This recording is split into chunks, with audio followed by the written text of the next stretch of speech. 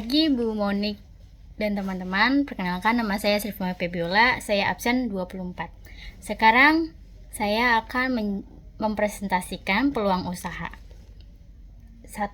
Peluang usaha jasa. Saya tuh di peluang usaha memilih jasa antar atau kurir kecil-kecilan dengan motor. Latar belakangnya dan alasannya karena saya bisa mengendarai motor, jadi bisa membantu orang sekitar untuk mengantar barang dan pesanan. Terus yang kedua itu deskripsi.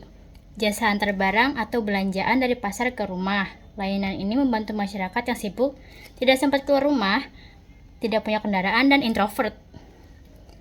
Terus apa yang dihasilkan? Yang dihasilkan tuh seperti layanan antar atau jemput barang kecil dan belanjaan pasar. Prosesnya, pelanggan menghubungi lewat WA, kemudian barang diambil dengan motor dan diantar ke tujuan. Bahan-bahan atau materi yang dibutuhkan.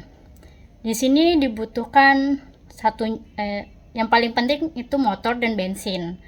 Kalau nggak ada itu kita nggak bisa nganter. Terus HP plus pulsa atau kuota internet.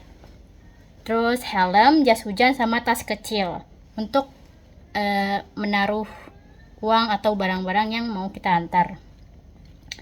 Jenisnya itu ada jasa antar barang kecil seperti paket atau ya barang kecil lah. Terus antar belanjaan pasar, kayak contohnya dia udah belanja ke pasar, kayak minta kita buat belanjain terus kita antar ke rumah dia. Terus cara promosinya tuh lewat status WA atau media sosial. Terus analisa SWOT-nya itu, S-nya punya motor, stretch, harus punya motor, fleksibel, terus butuh modal kecil. W-nya itu butuh bensin dan tenaga ekstra. Opportunity-nya tuh bisa berkembang jadi jasa delivery skala kecil. Trade-nya persaingan dengan ojek online. 2. Itu saya memilih peluang usaha produk non-food. Saya memilih menjual aksesoris HP sederhana. Latar belakangnya karena banyak di lingkungan saya menggunakan handphone, dan pastinya akan banyak membutuhkan aksesoris HP seperti casing, gantungan HP, sama temper glass. Apa yang dihasilkan? Itu yang dihasilkan tuh casing HP, temper glass, sama gantungan HP. Prosesnya tuh dari membeli aksesoris dari grosir atau toko online, lalu menjual kembali dengan harga yang berbeda saat kita membelinya. Jadi tuh kita jual tuh nggak sama kayak pas kita beli, jadi bisa dianggap untung. Bahan-bahannya, kita tuh butuh stok barang seperti casing, temper glass, sama gantungan HP yang banyak digemarin sama anak-anak. Terus rak kecil atau etalase sederhana untuk tempat barangnya. Plastik kemasan kecil untuk membungkus produk seperti casing atau ini gantungan HP.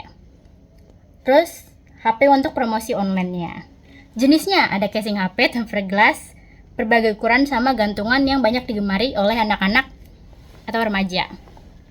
Caranya, bisa dijual di depan rumah, promosi lewat media sosial dan lingkungan sekitar, kayak lewat mulut ke mulut. Terus analisa SWOT-nya, S-nya barang selalu dibutuhkan, modal bisa kecil, itu bisa beli sedikit dulu, jangan banyak-banyak. W, persaingan tinggi, butuh modal untuk stok. O-nya bisa berkembang jadi counter HP kecil. T-nya saingan dengan toko HP besar atau online shop. Oh iya, saya lupa untuk menjelaskan deskripsinya. Karena banyak orang yang menggunakan HP, aksesoris HP akan selalu dicari karena mudah rusak dan sering diganti sesuai selera, seperti kayak mau ganti sesuai dengan outfit begitu. 3. Peluang usaha yang food, yang untuk makanan. Saya di sini memilih untuk jualan jajanan ringan cepat saji. Latar belakangnya, di sekitar rumah saya ada banyak ibu-ibu nongkrong dan gosip, dan pastinya mereka suka ngemil. Nah, di situ saya bisa buka usaha jual jajanan ringan seperti keripik, ST, kentang goreng, sosis goreng, dan lain-lain yang goreng-gorengan. Terus deskripsinya, usaha ini menjual makanan ringan dan cepat saji berupa kentang goreng, sosis goreng, serta minuman es teh. Karena cemilan ini banyak diminati oleh anak-anak sampai dewasa. Apa yang dihasilkan? Itu makanan cepat saji, kayak kentang goreng, sosis goreng, terus bisa otak-otak goreng, sama es teh. Terus prosesnya, kentang beku atau sosis digoreng menggunakan minyak panas. B. Diberikan bumbu tabur seperti balado, barbecue, keju, dan lain-lain. Terus es teh dibuat dari teh celup, ditambahin gula dan disajikan dengan es batu. Bahan-bahannya ada kentang beku, sosis siap digoreng, minyak goreng, bumbu tabur, teh celup, gula, es batu, plastik kemasan dan sedotan untuk tehnya. Terus ada wajan, kompor gas, spatula, saringan gorengan, terus meja untuk jualan. Jenisnya ada kentang goreng, sosis goreng, paket kentang plus sosis plus es teh. Jadi tuh digabung biar orang-orang nggak beli satu-satu. Kalau mereka mau beli paket bisa langsung. Caranya bisa dijual di depan rumah atau lewat pesan antar WA.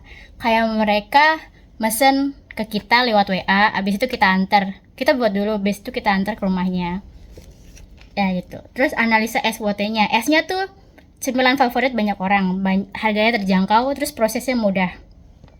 W-nya, bahan mudah habis, butuh minyak banyak, sama gasnya harus dibeli lagi sih, berulang-ulang.